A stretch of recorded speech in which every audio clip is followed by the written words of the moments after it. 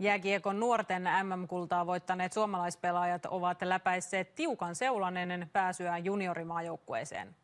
Tie liigapelaajaksi ja maajoukkueeseen on pitkä ja vaativa. Yle Urheilu kävi seuraamassa Leijonapolun alkua eteläisen alueen vuonna 2000 syntyneiden poikien kartoitustapahtumassa Kisakallion urheiluopistolla. Kisakallion urheiluopisto täyttyi viikonlopun aikana tänä vuonna 13 vuotta täyttävistä kiekkoilijoista, jotka oli valittu eteläisen alueen seuroista. Pojat oli jaettu 6 eri joukkueeseen, kaikille tuli viikonlopun aikana 5 peliä. Lisäksi leirillä pidettiin luentoja ravinnosta, lihashuollosta ja tehtiin erilaisia liikunta- ja lihaskuntotestejä. Jääkiekkoliiton aluevalmentajina toimivien Sami Nuutisen ja Pyry Lukkarilan johdolla tarkkailijat seurasivat poikien otteita kaukalossa. Vuosittain syntyy noin 30 000 poikaa, joista 11% harrastaa jossain vaiheessa jääkiekkoa. Noin 1000 poikaa pääsee alueleireille. 180 jatkaa helmikuussa Vierumäen urheiluopistolla järjestettävälle valtakunnalliselle koulutusleirille. Runsaan vuoden kuluttua määrä on kutistunut 100 ja näistä valitaan ensimmäinen alle 16-vuotiaiden maajoukkue.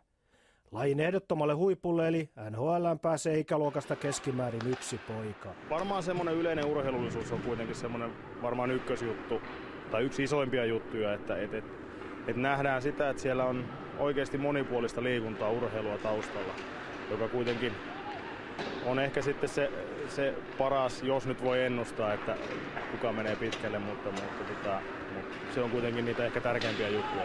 Se pelaajaurheilullinen, se on liikkunut tarpeeksi niin lajin parissa kuin sitten muiden lajien kautta sitten omalla ajalla, niin se on varmaan se isompia juttuja.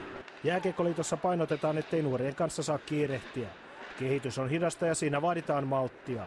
Usein pikkuseuroista siirrytään suurseuroihin liian aikaisin, kun pelätään pelaajan kehityksen pysähtyvän. Liiton tutkimus kuitenkin osoittaa, että vuonna 1998 syntyneitä liiga- ja mestisseurojen pelaajia leirillä oli paljon, mutta jatkoleirille pääsi pelaajia myös 34 eri pikkuseurasta. Liitto peräänkuuluttaakin malttia myös tässä. Ei tarvitse kenenkään kokea sitä, että pitäisi lähteä jonnekin isompaan seuraan sen takia, että tulisi huomatuksi esimerkiksi. Kyllä ne hyvät pelaajat me löydetään kyllä, että ei pidä kokea painetta, että pitää lähteä minnekään isompaan seuraan liian aikaisin. Eräs leiriläisistä oli jääkiekon ohella myös jalkapalloa harrastava vantaalainen Aleksi Haatanen, jonka joukkue voitti viimeisen pelinsä niukasti 1-0.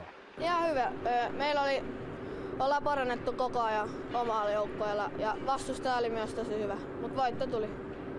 5 peliä takana. Tuntuuko se tuossa viimeisessä pelissä, että väsyttää jo? No kyllä se alkoi tuntua jalossa.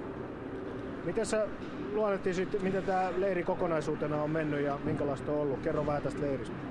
No tää leiri on tosi kiva ja täällä saa uusia kavereita. Tää on hyviä jääkiekko-pelaajia täällä. Sä oot tämän päivän ja tämän koko viikonloppuun tyytyväinen, että meni niin kuin olit suunnitellut? Joo, mutta ei kyllä ihan, mutta olisi voinut olla ehkä vähän parempaa. Taisi jännittää täällä, kun tarkkailijat on paikalla. Niin ainahan se vähän jännittää.